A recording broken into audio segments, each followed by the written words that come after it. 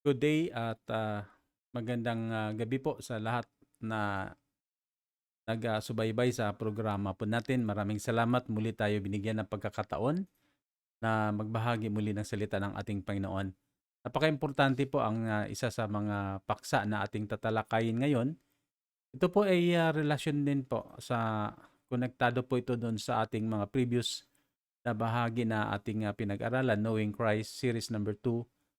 At ang part 3 po is all about I am the way, the truth, and the life. So, sana ito po nawa ay makapagbigay sa atin po ng mga insights. At bagamat ito yung madalas nating napakinggan, nakikita, nababasa, ngayong gabi ay subukan po nating laliman ang pagkakaunawa natin sa talata na ito na very popular. And ito yung sinasabi ng ating Panginoon.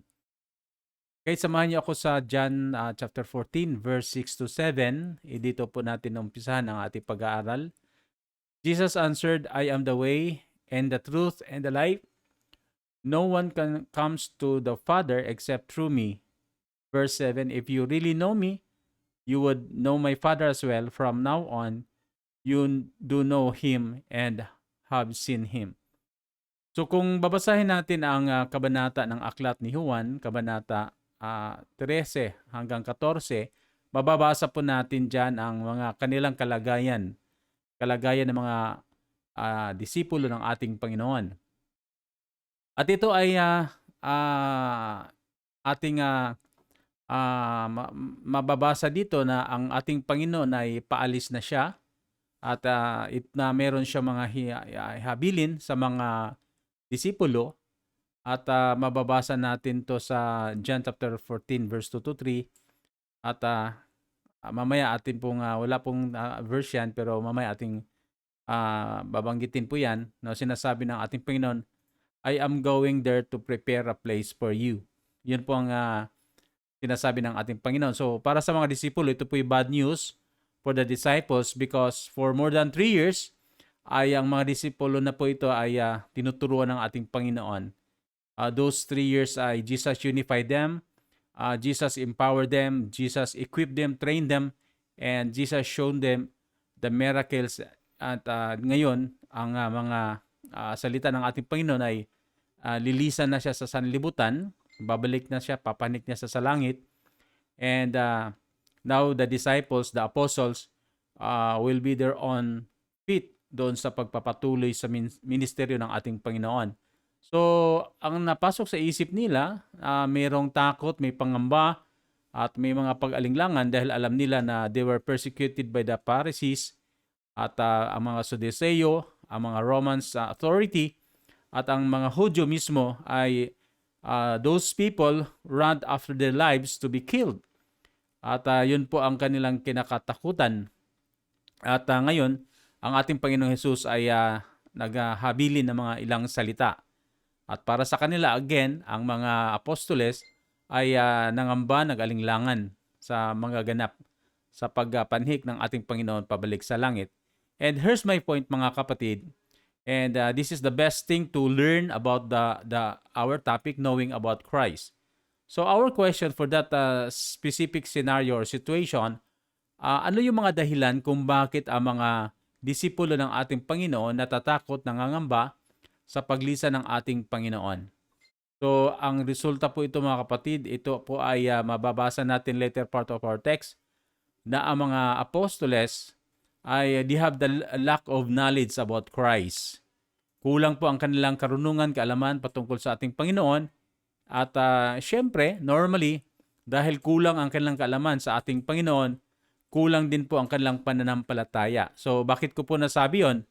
So, sa mga talata na nababanggit po doon sa chapter 14, 13-14, mababasa po natin to. For example, sa John 14:8 to 9, tignan po natin si Philip.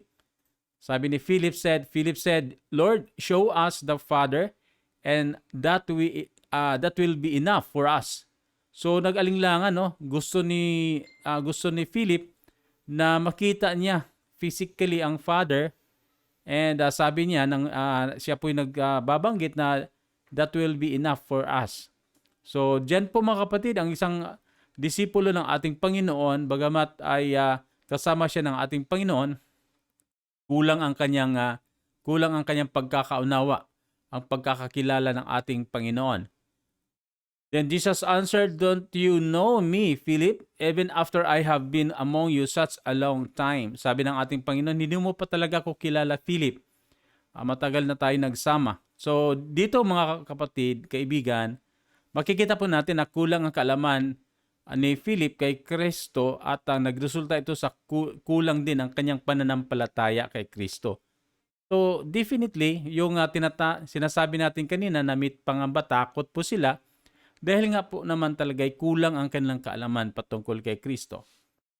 Si Philip po yun. Tingnan din po natin si Pedro, ang pinaka-senior sa mga apostolis ng ating Panginoon. Sa John 13:37-38, Peter asked, "Lord, why can't I follow you now? I will lay down my life for you." Ito po yung sinasabi ni Philip na kung saan sinabi ng Panginoon na siya po ipaparusahan, siya po dadaan, makaranas ng pasakit sa kamay ng mga Pariseo, sa kamay ng mga Romano. Then Jesus answered kay Peter, sabi niya, "Well, you really lay down your life for me?" Sabi ng ating Panginoon kay Pedro. Sabi ng ating Panginoon, "I tell you the truth, before the rooster crows, you will disown me 3 times." So si Pedro ay malakas lang na magsalita, pero kilala siya ng ating Panginoon na alam ng Panginoon na bago daw titilaok ang manok ay siya na po yung magdi-disown, hindi niya kilalanin ang ating Panginoon. So dito again, katulad kay Philip, makikita po natin na kulang din ang kaalaman ni Pedro patungkol kay Kristo. At ito'y nagresulta din sa kulang ang kanilang pananampalataya sa ating Panginoong Jesus. So si Philip po yun. Si Pedro din ay nakikita po natin. Another person, mga kapatid, sa John chapter 14 verse 5-7, tignan din natin si Thomas. Ito po si Thomas po, ito po malakas na kasama ng ating Panginoon, ngunit siya po ay nag-alinglangan. Sa verse 5, sabi ni Thomas said to him, "Lord, we don't know where you are going. So how can we know the way?" So ito po yung sinasabi ni Thomas. So again, hindi naunawaan ang sinasabi ni Thomas kay Kristo. At again, ito po yung magre-resulta, katulad po kay Philip, katulad po kay Pedro, kulang po sila sa pananampalataya, karunungan at kaalaman ng ating Panginoon. So mga kaibigan, kapatid, iyan po ang resulta. Kung tayo po yung mga Kristiyano at kulang po ang kaalaman natin sa Panginoon, ang kanyang likas, ang kanyang kakayanan, ang kanyang mga salita, kung yan ay kulang po sa ating natutunan at hindi po natin masyado pong pinag-aralan at hindi natin masyadong kinikilala ang ating Panginoon, definitely kulang din po at kapos po ang ating pananampalataya sa ating Panginoon. At kung yan ay mangyari po sa bawat isa sa atin, katulad din po ng mga apostoles na si Philip, si Pedro at saka si Thomas at the rest perhaps of the apostles during the time, kaya nga po sila'y nangangamba, natatakot, nag-alinglangan nung sinasabi ng ating Panginoon, "I will go to a place." Doon sinasabi, "I will prepare a place for you."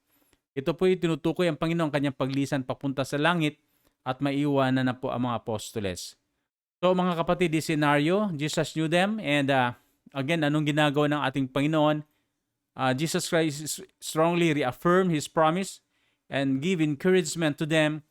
At marami pong sinasabi ang ating Panginoon dahil ang kanilang mga kulang at kapos sa karunungan, kaalaman. Instead, ang ating Panginoon, nagbigay siya ng mga kalakasan, mga salita na nagbibigay sa kanila ng kalakasan at encouragement. Mababasa po natin sa John chapter 14, verse 1-2. Sabi ng ating Panginoon, "Do not let your hearts be troubled. Trust in God, trust also in me." So, huwag kayong Itong mga salita na to ay resulta po to sa nakikita ng ating Panginoon sa mga apostoles. Magtiwala kayo sa akin. Do not let your hearts be troubled. Huwag kayong mangamba. Huwag kayong matatakot.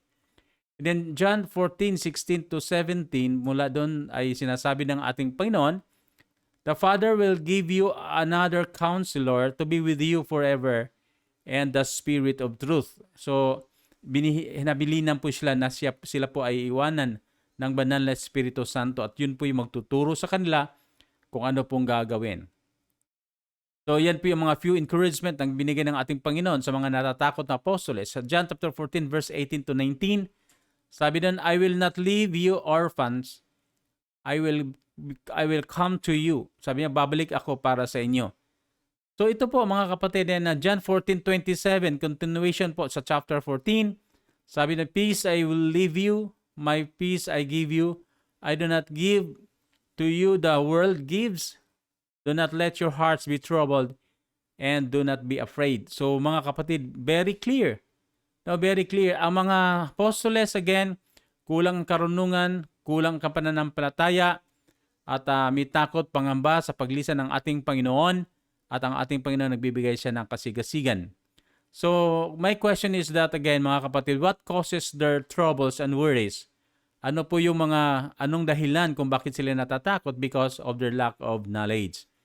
Therefore, mga kapatid, if you have the lack of knowledge about the Lord Jesus Christ, His deity, His authority, His power, His origin, His divine origin, His plans, His promises, brothers, sa aming nakapakinig, kung bakit ang pananampalataya natin ay kapos, dahil kapos po ang ating karunungan at kaalaman patungkol sa ating Panginoon. So most of the Christians today, meron po silang paglilingkod, meron silang pagpupuri sa Panginoon, meron po tinatawag silang relasyon sa Panginoon, ngunit ang kanilang pananaw sa kanilang pananampalataya ay naapektuhan po ito ng mga negatibong sirkumstansya sa kanilang buhay dahil kulang po ang kanilang karunungan at kaalaman sa ating Panginoon. Yung mga taong tipong mga magsisimba lang kung ganahan.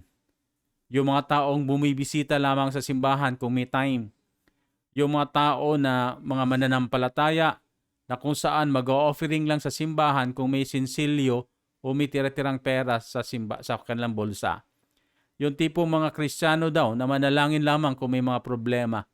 Mga kapatid, yan po yung mga sinasabi po natin at darating ang panahon, ganyan ang kanilang pagkakaunawa, kulang ng kaalaman, karunungan sa ating Panginoon, kulang ng pananampalataya, kulang na pakinig ng salita ng Panginoon. So bakit natin nasabi yun mga kapatid? Napakahalaga po na makinig po tayo sa salita ng Panginoon, sa mga pagtuturo, pag-aaral, every Sunday, every Bible studies kung meron man. At yan po ang ating mga tatalakayin sa mga darating na panahon at matutunan pa natin ang patungkol sa ating Panginoon. Sa Romans chapter 10 verse 17, faith comes from hearing the message and the message is heard through the word of Christ. So ang pananampalataya mga kapatid, ang sinasabi po natin ay ino-nurture po yan, no? Faith is not a thing to be asked for, at it is a thing not to be prayed for, but it is a thing to be cultivated, it is a thing to be nourished, to be nurtured. Ang ibig ko sabihin mga kapatid, ang pananampalataya ay pagtatrabahoan po natin yan.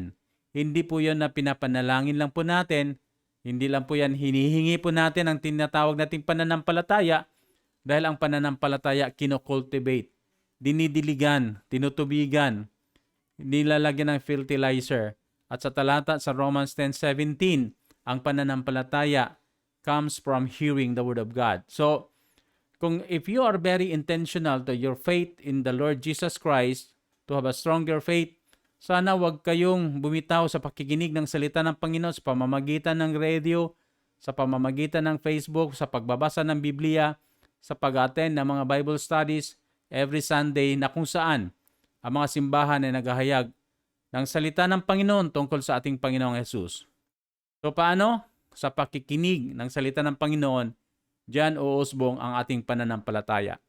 So the more time you submerge to the Word of God, the more time you immerse into reading, into hearing, into studying, into sharing the Word of God, then the more faithfully you will become.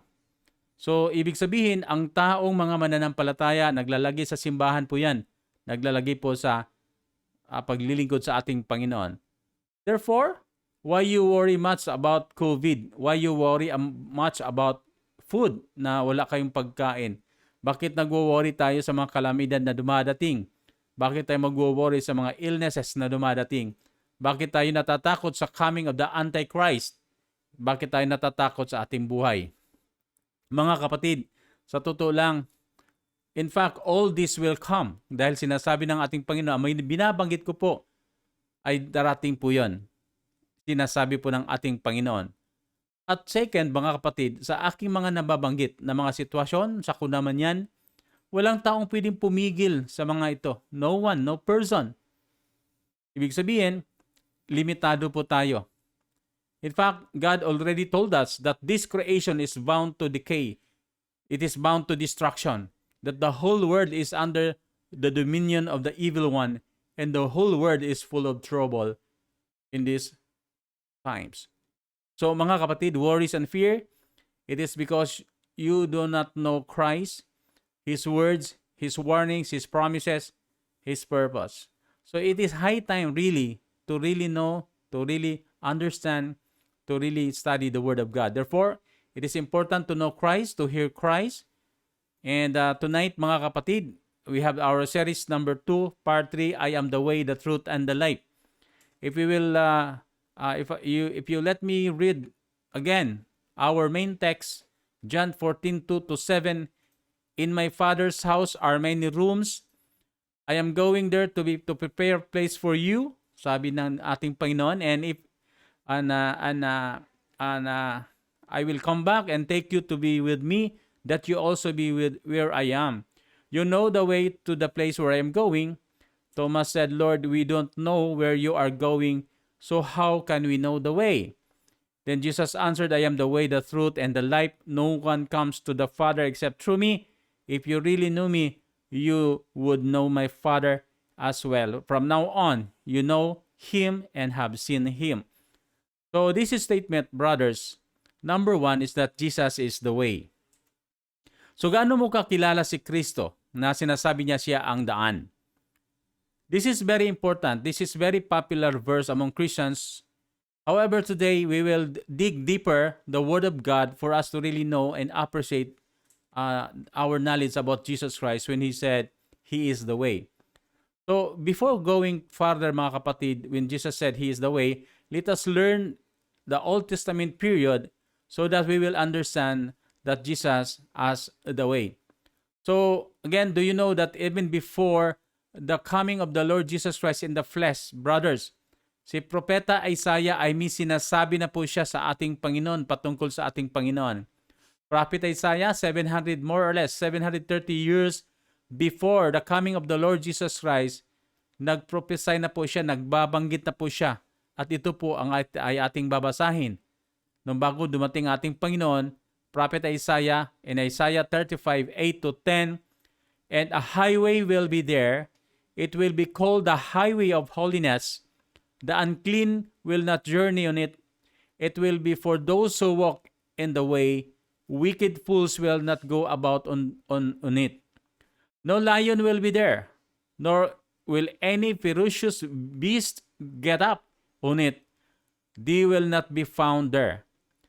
But the redeemed will walk there, verse 10, and the ransom of the Lord will return. So, brothers, the highway referred to here in this verse is no other than Jesus Christ. Jesus Christ is the way of holiness. Because without holiness, the Bible said, no one can see God. So, sa holiness o sa highway o sa way o daan na binabanggit, mga kapatid, sino ang wala doon? Wala doon po yung mga unclean. Ang ibig sabihin ng mga unclean, yung mga religious sinners, reliyoso na makasalanang tao. Yung wicked fools, mga kapatid, yung mga taong maraming beses na nakapakinig ng salita ng Panginoon at hindi nagbabago ang kanilang buhay. Bagamat sila nakapakinig ng salita ng Panginoon, pero hindi po sila mga mananampalataya. Sino yung mga lion? Yun po yung mga sons of the evil one na looking for a prey. Ibig sabihin, ito po yung mga tao na kung saan nananahan sa kadiliman. Ito yung mga tinatawag nating mga tao na walang hinahanap, walang hangad, kundi sirain ang simbahan, sirain ang mga mananampalataya. Yung ferocious beast, mga kapatid, refers to the pastors, the false teachers, na walang ibang ginagawa, gagamitin ang Biblia, ang mensahe ng ating Panginoon upang manglinglang ng mga tao. So yan po yung mga nandoon. Wala ang una, yun po yung mga tao wala doon sa highway, wala sa way, wala sa the way, o wala kay Kristo, wala sa daan ni Kristo. Yun yung mga taong ligaw. At ang sino yung nandoon mga kapatid? Those people, sabi ng Biblia, redeem. Ibig sabihin, yung mga binayaran ng kanyang dugo. Sino pa nandoon? Ransom, yung tinubos ng ating Panginoong Jesus. So very clear mga kapatid, na ang Jesus, the highway of the way to holiness, na sinasabi po ni Prophet Isaiah refers to the Lord Jesus Christ at siya po yung way to holiness. At sino po yung nandoon? Ang mga binayaran, tinubos, mga Christian at mananampalatayang totoo. At ang wala roon mga kapatid, nababanggit ko na po mga kapatid. Therefore, Jesus, when the Lord Jesus said, I am the way, the truth, and life, Jesus is the way. Jesus is the way to heaven. Jesus is the gateway to the eternal dwelling place. Jesus is the highway to God's everlasting kingdom. So again, the moment you are saying or you are talking about or you are reading about Jesus is the way, Jesus is the way to heaven. Jesus is the way to eternal dwelling place. Amen? So brothers, yan po ang katotohanan. Walang paparoon sa langit kundi sa pamamagitan ng ating Panginoon. Walang makaraan, makapunta sa langit, kundi sa pangalan ng ating Panginoong Jesus. So yun po mga kapatid, when we talk about Jesus, the way.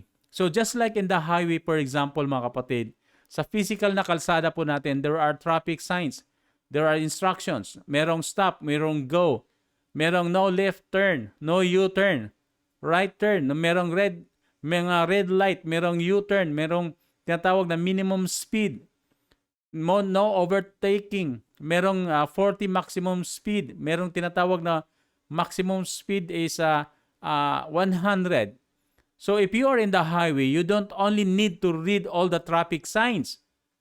Hindi mo lang kailangan basahin yon, kundi susundin mo po yon para hindi ikaw mabunggo, hindi ka makasagasa. You need to observe, you need to obey the traffic signs as you travel on that highway so that you will be safe and you can arrive to your destination.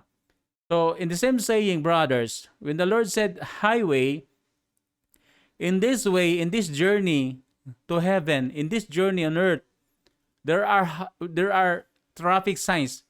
There are God's instructions. May salitang Panginoon, may mga paalala siya, may mga alituntunin siya, may mga commandments siya, may mga direction ng ating Panginoon sa pamamagitan ng kanyang mga salita. Na nais po na hindi lang po nais natin basahin ang Biblia, hindi lang po natin siya mapakinggan, ngunit yan po'y nararapat na sundin. So marami pong tao mga kapatid, katulad dun sa highway, kung ikay hindi susunod sa mga traffic signs, hindi babasahin mo lang, mababangga ka o makasagasa ka. So ang ibig sabihin, ang Biblia, ang ibig kong sabihin, if the Lord is the highway, if the Lord is the way, so ang kanyang salita, ang kanyang mga instructions, hindi lang po natin pakinggan, hindi lang natin babasahin, kundi nararapat po natin siyang sundin at maganap sa buhay po natin ang mga sinasabi ng Biblia. So similarly mga kapatid, kaibigan, ang sinasabi po natin that we have a destiny, we have a journey na gagawin po natin. At ano po itong daan? Ulitin ko po, ano po itong daan na ating tinatahak na si Kristo po ang daan?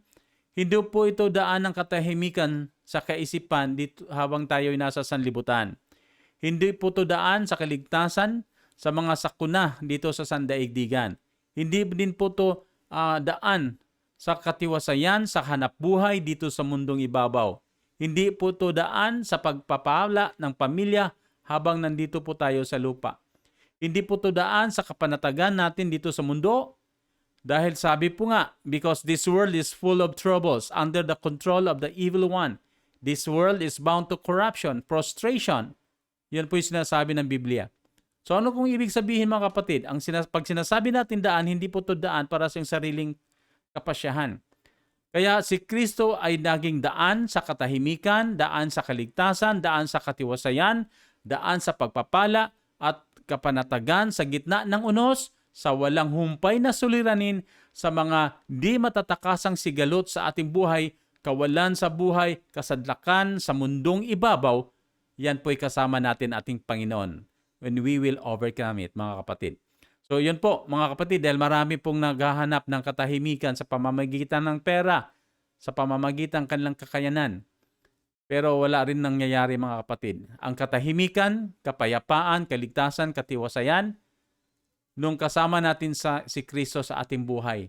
Habang nasa gitna ng unos, ay wala pong katahimikan ang sanlibutan na ito dahil sabi ng Biblia, full of troubles. But this world will be maging tahimik para sa mga mananampalataya, magiging panatag para sa mga mananampalataya dahil si Kristo po ay kasama po natin. So tandaan natin, mga kapatid, na wala dito sa daan ang mga makasalanan, mga hindi totoong Kristiyano, mga reliyosong sagrado, ngunit walang pagkakilala sa Panginoon. At ang nandoon ay ang mga binayaran at mga tinubos o ang matunay na Kristiyano. Therefore, when we are talking about Jesus is the way, okay, sometimes we are lost. So Jesus is the way back to where you are. So, again, marami pong illustration sa Biblia, mga kapatid, na ang pag sinasabi natin Jesus is the way, believers, sometimes we were lost. Okay, we will gone astray.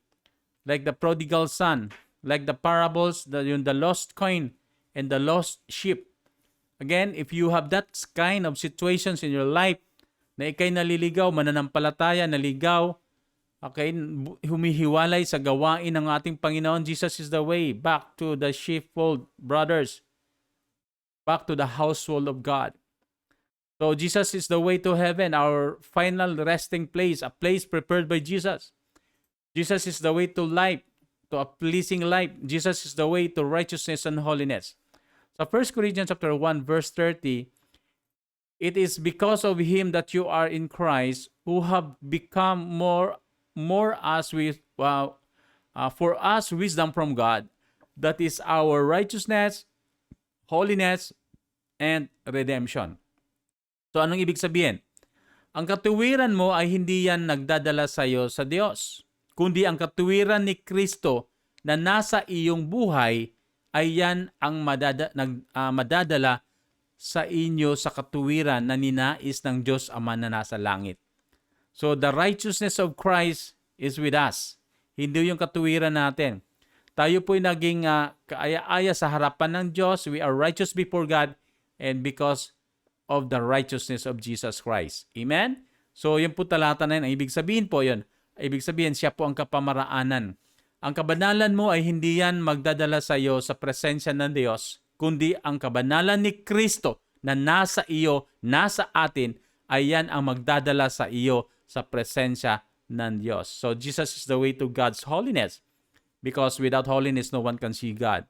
Without Jesus Christ, no one can see God. So your salvation also, mga kapatid, never brings you to Christ, but Christ brings you to salvation. Meaning, Jesus is the way to salvation. Remember, He said, He seek and save the lost. He is the gate of the sheep. So no man cometh to the Father but by me, sabi ng ating Panginoon. So when we talk about Jesus is the way, Jesus is the mediator, Jesus is the great high priest, Jesus is the gate, Jesus is the Lamb of God. With His blood, through His blood, we were cleansed. And He is the law, He is the judge, He is the advocate, and He is the defender. So again, brothers, sa aming mga nakipakinig sa gabi na ito, kung ikay Kristiyano o mananampalataya na nanglalamig sa paglilingkod at wala nang dating sigla, wala nang dating ang salita ng ating Panginoon, ang salita na ito ngayon, mga kapatid, bumalik ka sa daan ni Kristo igsoon. Kung ikaw ay nanghihina na sa iyong mga pananampalataya, nanghihina na sa iyong mga sinasabi dati, na wala nang alab sa puso sa paglilingkod, hindi ka nagiging masaya, at ikaw po'y nasayahan na sa sanlibutan.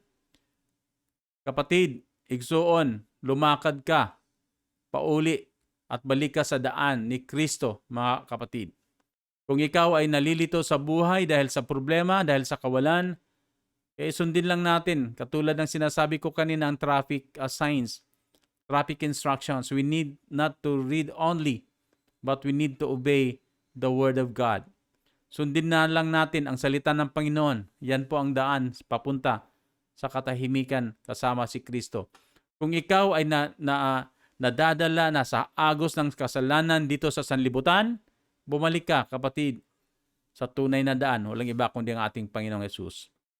Pangalawa po ay pag-aralan po natin ang sinasabi ng ating Panginoon, Jesus is the truth. Pangalawa po to. Sa talata na yun na Jesus answered, I am the way, the truth, and the life. No one comes to the Father except through me. So Jesus said He is the way, yes, because the world speaks so much about the ways of life. Marami po mga magigiting na mga tao, mga magagaling na tao na gumagawa ng mga prinsipyo sa buhay na ito yung tamang gagawin. Paano tayo yayaman? Ganito ang gagawin. Investment, ganito. Kung paano tayo magkakaroon ng katahimikan, lahat ay nandoon. May mga practices, may mga prinsipyo ng tao, may mga kapamaraanan ng tao na masumpungan nila ang katahimikan, kapayapaan. Amen? Pero yan ay hindi temporary lamang yan. Dahil darating ang panahon, guguho po yung prinsipyo ng mga taong kapamaraanan ng tao.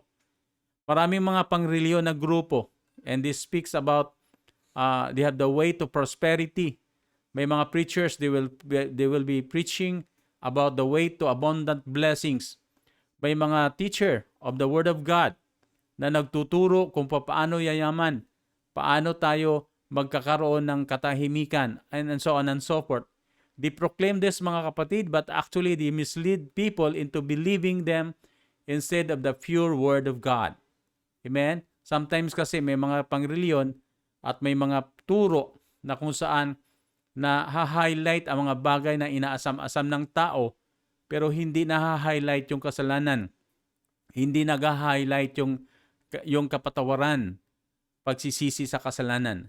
Ang na-highlight yung mga pagpapala, material blessings, prosperity, deliverance, etc., etc. So, the same with the truth, mga kapatid. Sa katotohanan na sinasabi ng ating Panginoon, Jesus is the truth. In Christian faith, mga kapatid, and in some religious organization, they claim that they have the truth. Their teaching is true, their doctrines is true, their theology is true, and some of those people, mga kapatid, they try to convince people that they have the true religion. And if only the people in this world will live in truth, then it will be a place like heaven. Okay? Kung ang mga tao lang sa sanlibutan na ito nananahan o nabubuhay sa katotohanan, ang sanlibutan na ito ay napakatahimik. Okay, so that's why Jesus Christ is the way, the truth, siyang katotohanan.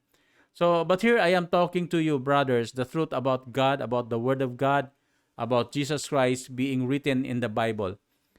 The Lord Jesus Christ is the genuine truth, the absolute truth that we should believe, and yet, mga kapatid, marami pong mga attempt na marami mga distractions, yung sinatawag natin na genuine truth being misinterpreted, being misunderstood, twisted by some self-serving na mga tao, may mga personal agenda, and you can hear it over the radio, over the TV, and everywhere.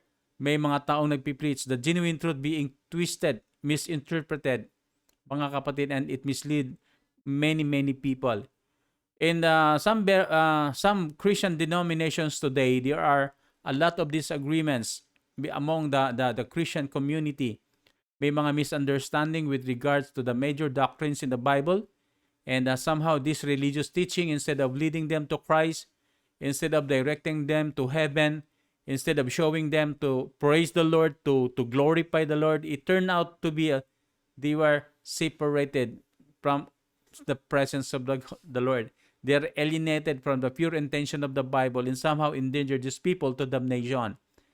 So, ibig ko sabihin, mga kapatid, there are people out there na nagpipreach, nagbahagi ng salita ng Panginoon, pero dahil po sa may mga personal agenda, so nami-mislead po nila ang mga tao, ang mga mananampalataya. Instead of purely preaching the pure Word of God, dahil po sa kanilang mga personal agenda, sa kanila pong mga maling doktrina o mga maling mga turo, so naging endangered po ang mga mananampalataya o mga tao na nakapakinig po sa kanila. So there are misinterpretation and false doctrine, and it is not God's agenda. In fact, it is God's purpose in that, mga kapatid, ano yung agenda ng ating Panginoon? That we come into the unity in the faith and in the knowledge of God. Yun yung ultimate na purpose kung bakit meron pong mga pastors, may mga teachers. But again, mga kapatid, basically, kung bakit po may mga Kristiyano, may grupo na hindi nagkakaunawaan dahil may ilang mga items, mga kapatid, at may mga nakikita at nasisilip sa bawat grupo, sa bawat taong tumatayo. May mga hidden agenda, may mga lies, may mga deceptions. Man, so again, doing that, mga kapatid, and if we are talking about the truth, in opposite to that is lies. And who is the father of lies? Of course, Satan. So verse 44, he was a murderer from the beginning, not holding to the truth, for there is no truth in him. When he lies, he speaks his native language, for he is a liar and a father of lies. Yet because I tell you the truth, you do not believe me. So, ang deception ay nariyan, mga kapatid. Kaya nung sinasabi ng ating Panginoon, I am the way, the truth, dahil, mga kapatid, ang mga tao during that time, merong mga maling paniwala. Si Kristo naghahayag, nagsasalita, siya po'y binabatikos, siya po'y minamaliit. Ang Biblia na kanyang tinutukoy, ang kanyang mga sinasabi, siya ay galing sa langit, ang kanyang origins, pinadala siya ng Diyos Ama nasa langit, at ang Diyos Ama at siya ay iisa. Para sa mga tao during that time, yan ay isang kamangmangan. Maraming pong tao na hindi po naniwala dahil mas higit na may pinapaniwalaan ang mga tao during that time kung bagat hindi si Kristo. So again, mga kapatid, dapat po tayo nagmamasid, dapat po tayo hindi malilinglang. Dahil sa pamamagitan po ng katotohanan, sa pamamagitan ng salita ng Panginoon, dapat ito lang dapat nating paniwalaan. At kung tayo po'y nababad sa salita ng Panginoon, tayo po'y natuto sa salita ng Panginoon, at siya po'y katotohanan, mas madali po nating ma-discern, mas madali po nating mapapansin ang mga turo, ang mga panukala ng tao na hindi makadiyos.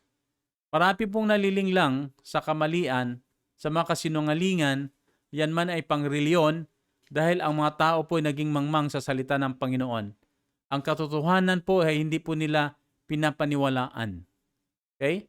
May mga deceptions that will mislead people about the submission to the Lordship of Jesus Christ. Okay? May mga kasinungalingan na minsan na-dilute ang substance, ang buo, ang pinaka-importanting salita ng Panginoon na didilute sa mga practices o sa mga seremonyas na makikita po natin. Merong mga denial po sa mga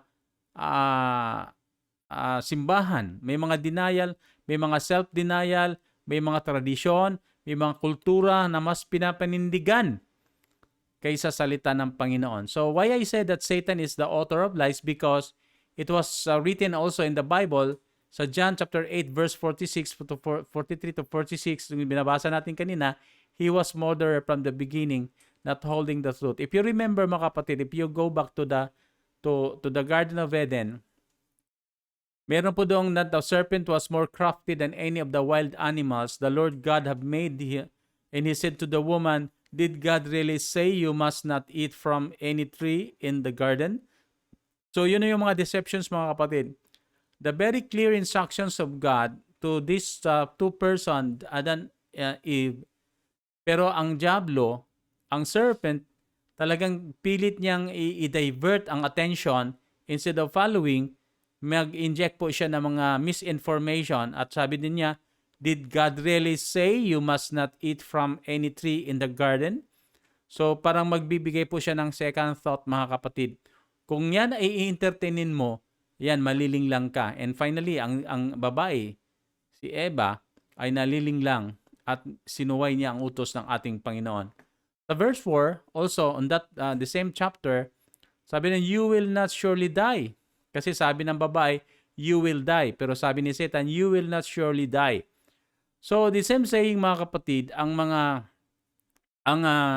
kasalukuyan po na estado po natin ngayon pag we talk about pananampalataya, salita ng Panginoon, at kapahayagan ng salita ng Panginoon, Satan will show you the positive result of the twisted word of God because you will know the right and the good and you will be like God. Sabi po ng talata na binabasa po natin kanina.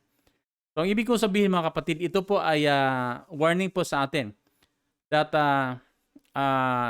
in the midst of the truth na dala-dala po natin ang salita ng Panginoon, and there's another person, a spiritual person, na pilit po na mamimislead po tayo. Instead of believing the truth, ay siya po mag-inject, siya po mag-twist, siya po mag-misinterpret sa Word of God. So again, in here mga kapatid, may mga deceptions, may mga lies to this world. And sabi po dun sa talata na yan, from the beginning, ibig sabihin this is not new tricks or deception na meron po tayo sa ating kapanahunan. Kahit sa simula pa naman doon sa Garden of Eden ay meron ng deception. Okay, and his agenda, Satan's agenda is to divert people out from the presence of God, at he wants people to be separated from the fellowship with God. So po yun. Then people were victimized by Satan, and Satan is orchestrating or misinterpreting the Word of God, misdirecting the Word of God, diluting the Word of God. At yun po ang resulta mga kapatid. Again, when the Lord said, He is the truth, paniwalaan po natin ang ating Panginoon. And in fact, mga kapatid, there are also people na nag-mislead po ng tao, even coming from the religious group. 2 Corinthians 11:13-15, for such men are false apostles, deceitful workmen, masquerading as apostles of Christ. And no wonder, for Satan himself masquerades as an angel of light. It is not surprising then if his servants masquerade as servants of the righteousness, their end will be what their action deserve. So, again, do not believe that they have an ugly face, mga kapatid, on horror or monster mga pinoproject po sa mga elemento ng kadiliman.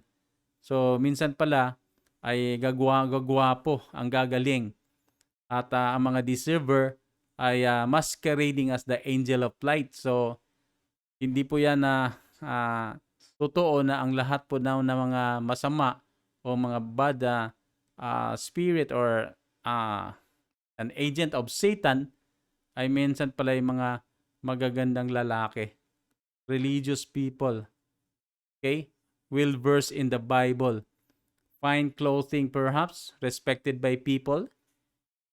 Okay, so yun po, na masquerading as the angel of light. So Satan can use the false religion, false teacher, false pastors, masquerading or disguise. And Satan will not spend much of the sinners, but busy in enticing people inside the church. So just be aware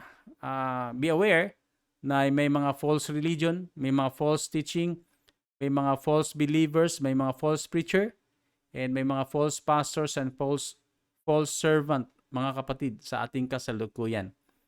So sa Romans 16:7-20, I urge you, brothers, to watch out for those who cause division and put obstacles in your way that are contrary to the teaching you have learned. Keep away from them, for such people are not serving our Lord Christ, but their own appetites. By smooth talk and flattery, they deceive the minds of people. Everyone has heard about your obedience, so I am full of joy over you. But I want you to be wise about what is good and innocent about what is evil. So in fact, mga brothers, kapatid, sa Romans 16, again, not only that Satan is masquerading as the angel of light, there are people inside the church cause division and maglagay na mga katisuran at may mga turo contrary sa mga turo na binigay ng ating Panginoong Hesus. Sabi doon, keep away from them. For such people are not serving our Lord Jesus Christ, but their own appetites, but their own agenda. So marami po tayong nakapakinggan mga kapatid na may mga pastors, ginagamit po ang mga scam, ginagamit po ang mga kanilang kakayanan sa pamamagitan ng paggamit ng talata ng Biblia. Marami pong na-attract sa kanilang mga pananalita at nagkaroon ng investment scam, nagkaroon po ng mga paglilinglang, nagkaroon po ng mga inosenteng tao na kulang sa kaalaman patungkol sa ating Panginoon. Okay? Sila po yung mga biktima sa mga ganitong gawain. And very clear, not only in our present time, mga kapatid, even the time in the New Testament time, there was already a warning, keep away from them. For such people are not serving our Lord Christ, but their own appetites. So again, mga kapatid, when we talk about the gospel, please be wise. Know Christ. Kung may mga pera ng pinag-usapan, nako, magdalawang isip kayo. Kung may mga pabor na hinihingi, hindi na totoo yan. Kailangan po natin na magkakaroon talaga ng karunungan, kaalaman sa salita ng Panginoon para yung sinasabi ng ating Panginoon, I am the way, the truth. Ang ibig sabihin, siya ang katotohanan. Kung meron po tayo mga religious practices o routine o ceremony o ginagawang activity sa simbahan na hindi nakasulat sa Biblia, magdalawang isip na po tayo. Amen. 2 Corinthians chapter 4 verse 2 to 5. We do not use deception, nor do we distort the word of God. On the contrary, by setting forth the truth, plainly we commend ourselves to every man's conscience in the sight of God. And even if our gospel is veiled, it is veiled to those who are perishing, because the God of this age has blinded the minds of the unbelievers so that they cannot see the light of the gospel of the glory of Christ, who is the image of God. So there are so-called preachers of the truth, but they deny living with the truth. Ang ibig ko sabihin, may mga preachers na nagsasalita patungkol sa katotohanan ng salita ng Panginoon, pero sila mismo ay hindi nananahan sa katotohanan. They are not living what they are preaching. There are so-called teachers, mga truth preachers, but with their twisting the scriptures, and they promote and they support their unbiblical leadership and scriptural concept. So let's be aware. And there are so-called pastors or of the sheep, but they were blinded by the minds of the unbelievers. So marami pong mga nalilinglang, mga kapatid. Okay, so when we are talking about lies, there are certain areas in our Christian faith na titirahin po tayo ng ating kalaban, mga kapatid. Kanina, religious group. Meron din po kasi mga prinsipyo ng tao. Pangalawa, yung prinsipyo po ng tao. Okay? Ang prinsipyo ng tao, mga kapatid, ay malaking paglilinglang din po yan. And even among the believers, ay sometimes mas pinapaniwalaan natin yung mga sabi-sabi ng tao kaysa sinasabi ng ating Panginoon. Okay? So I think, again, do not just simply believe, mga kapatid, na ang paglilinglang ay nasa level ng mga pangreliyon na grupo, ay meron din mga panglilinglang sa mga prinsipyo na gamit ng tao, sa mga sukatan ng tao, mga kapatid. Okay? Marami pong sabi-sabi dyan na ang lahat ng tao ay anak ng Diyos. Huwag niyong paniwalaan yan. At ang lahat ng tao ay mapupunta sa langit. Magsaliksik kayo at magbabasa ng Biblia. Why I say this, mga kapatid? Sometimes kasi kung meron kang nakapakinggan na ang mga tao pala ay anak ng Diyos, there's no need to repent. There's no need to change your lifestyle. There's no need to reject sin because you enjoy sin. Kung ang lahat ay anak ng Diyos, sabi na sa karamihan ng tao, so yun po yung misinformation. Yun po yung tinatawag natin na panglilinglang ng prinsipyo o kultura ng tao. Meron pong tinatawag na God is love. Ang Diyos ay mapagmahal, pag-ibig. So yung mga prinsipyo ng tao, and it covers the multitude of sin. So it promotes sin. Why? Because God is love. So okay lang magkasala ang isang tao because God is love naman . Ganong klaseng prinsipyo. Kaya ang tao nananahan, nakatira, na naglalagi at ganon pa din ang kanyang estadong pang-spiritual dahil naniwala po siya sa sabi-sabi ng tao. Amen. Pero sa Biblia, mga kapatid, if God is love, God is the God of justice also. Kanyang pinaparusahan ng mga taong nagkasala sa Kanya. Amen? So again, we should not dilute the Word of God. Okay? We should not make the Word of God senseless. We should not twist the truth, misinterpreted the truth, misdirect or deceive the real sheep of the Lord. Okay? So, dahil ang problema mga kapatid, kung yan po ay paniniwala mo, sa lahat mula doon kay pagkabata pa, yan man ay traditional, cultural na mga belief o pangreliyon na yung pinapaniwalaan, then you find yourself enslaved. Na ang hirap-hirap mo nang tanggalin sa isang maling katotohanan. Isang maling katuruan. Mahirap ka nang tanggalin doon sa tradisyon na iyong nakasanayan na.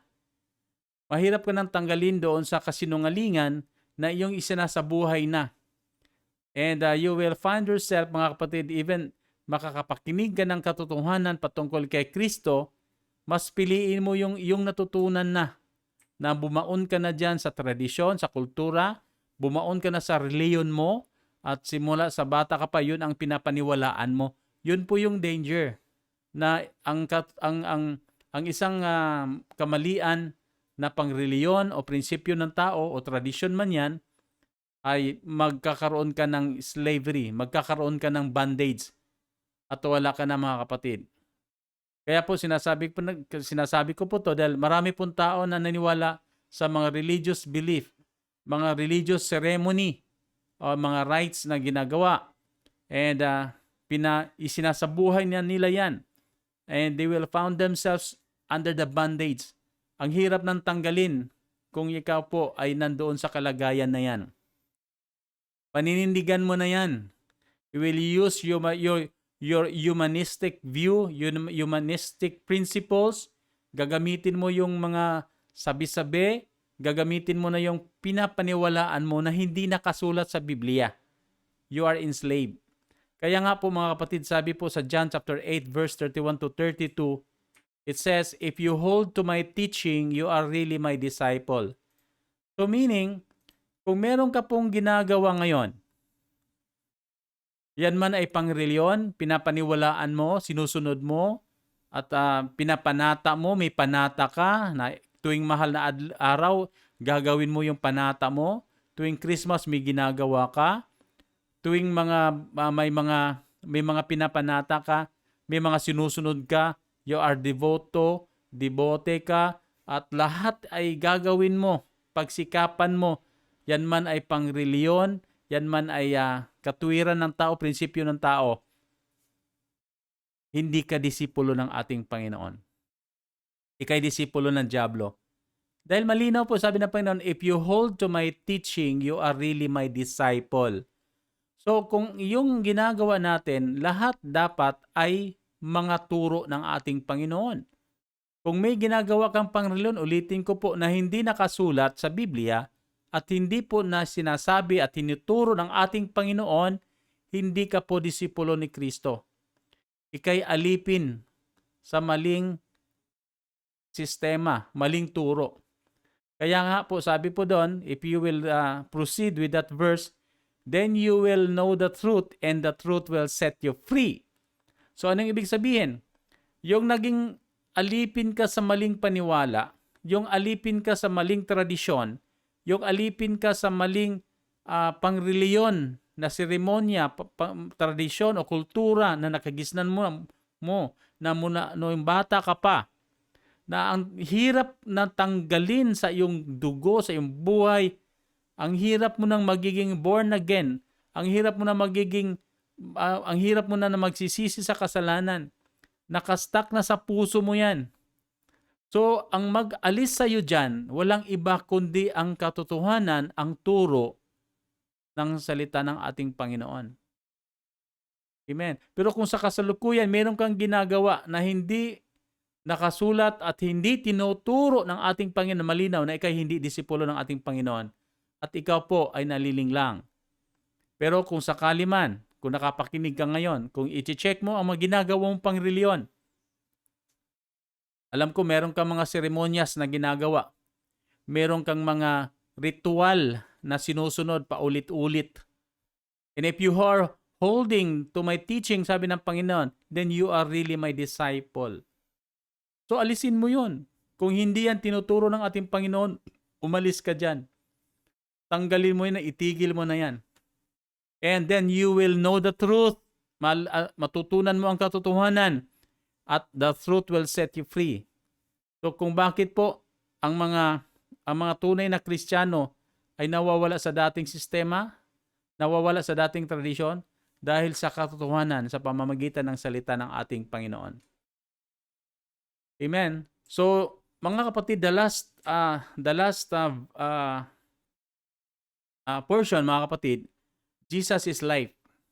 Okay? Jesus is life. So everything in this world has its end, mga kapatid. Lahat na nakikita po natin may katapusan, and that is the reality that we cannot escape. Ang mga tao na sa paligid natin, nakikita natin bahay, kotse, tahanan, lahat yan, lupa, mall, lahat yan ay may katapusan. Ang ating kayamanan, ating pera, ang ating kalusugan, ang ating karunungan, at ang ating katawan, physical, everything has an end. Yan po yung pinaka-miserableng bahagi ng buhay ng tao kung ating iisipin. At lahat po tayo ay pupunta sa kamatayan. Okay? So, without God and without Jesus Christ, therefore, yung sinasabi po sa talata na from dust you are, to dust you will return. You will just simply coming from dust and you will just simply returning to dust. And that's it. That's it. No more. Mga kapatid, wala na po. Yan po yung paniwala ng tao. But God said, to those who believe, bigyan po niya ng eternal life, everlasting life, unending life. So yan po yung malinaw na tinuturo ng ating Panginoon. And what a great blessing, mga kapatid. But not all the people has the ability to be there in heaven. None can choose it. Wala pong makapagpili niyan. Wala pong pwedeng mag-inherit niyan o magmana niyan except through Jesus Christ as the way, the truth, and the life. So sa pamamagitan lang ng ating Panginoon, magkakaroon ka ng buhay na walang hanggan. So again, if you go back, mga kapatid, doon sa mga Hudyo, sa mga apostoles o sa mga disipulo na natatakot po sila sa kanilang buhay dahil lilisan po ang ating Panginoon, and ang mga tao na to ay determined to kill them. So nakakatakot talaga dahil sila ay nabibilang sa nakasama sila kay Kristo. And again, ang ating Panginoon ay papanhik sa langit at sila po ay naiiwanan. Kaya sabi po sa Matthew 10:28-29, do not be afraid of those who kill the body but cannot kill the soul. Rather be afraid of the one who can destroy both the soul and body in hell. So saan ka po? Saan po tayo doon? Matatakot ka sa tao, sa mga Pariseo, sa mga Saduseo, sa mga Romano, sa mga Hudyo na handang pumatay sa kanila, o na ang kanilang kakayanan na patayin ay yun lang tinatawag na body. Pero mas sigit na matakot ka sa isa na kung saan can destroy sa kaluluwa at sa physical na body sa impyerno. So meaning, mga kapatid, it is more na tayo po'y mas matakot sa ating Panginoon, mas matakot sa Diyos. Okay? So again, kung tayo po'y natatakot sa buhay, and it is God's assurance, Jesus is life. Jesus is the way, the truth, and the life. Yung huli, the life. Meaning to say, after this physical death, after this life, ay meron pong tinatawag na life eternal. At siya, at only, siya lang po ang daan papunta doon sa langit. So, mga kapatid, in spite of the miracles na nakikita po mga disipulo ng ating Panginoon, nakikita lang mga milagro nung habang kasama lang Panginoon, ay meron pa rin silang manipis na pananampalataya at tiwala sa ating Panginoon. And lalo na tayo, mga kapatid, dahil hindi na po natin naranasan na ganun at nakikita ang ating Panginoon. At ang buhay po natin, there are a lot of challenges sa buhay natin. Natcha-challenge po tayo. Nandyan yung sickness, nandyan yung depression, nandyan yung worries, nandyan yung anxieties, nandyan yung problems, nandyan yung persecution, aging, ang strength natin nag-deteriorate, etc. etc. And we become frustrated and may self-pity po tayo. At yung dati nating iniisip, hindi na po tayo makatalon, hindi tayo makalakad. But again, with Jesus Christ, we have eternal life. All these things nakikita po natin is temporary. But the life eternal is an everlasting life with the Lord Jesus Christ. So Jesus said, I am the life. So therefore, mga brothers, mga kapatid, just believe in the Lord. At ang sinabi ng ating Panginoon, I am the way, the truth, and the life. At siya po ang daan papunta sa langit. So, mga kapatid, sana po ito po yung nakadagdag ng laman ng ating pananampalataya, na ating paniwalaan. And everything we might be lost in this world, spiritually, na-attract tayo sa sanlibutan, kung ikay mananampalataya, just go back. Jesus is the way. Kung tayo po'y naliligaw sa langlandas, nagiging chaotic ang ating buhay, go back. Jesus is the way. Kung tayo po'y naku-confuse dahil marami pong nagsasabi sila ang totoo, sila nagsasabi na itong gagawin natin sa buhay, itong katahimikan, kapamaraanan, go back. Jesus is the truth. Siya ang katotohanan. Siya ating susundin, siya ating paniwalaan, siya ating pakinggan. Kung tayo po'y natatakot sa buhay po natin dahil may COVID, may gera, may typhoon, at natatakot po tayo sa uncertainties, sa kinabukasan, merong depression, merong tinatawag na stressful life, meron po mga problema na hindi maarok ng isip at marami pong nagpakamatay dahil hindi nakayanan ang problema.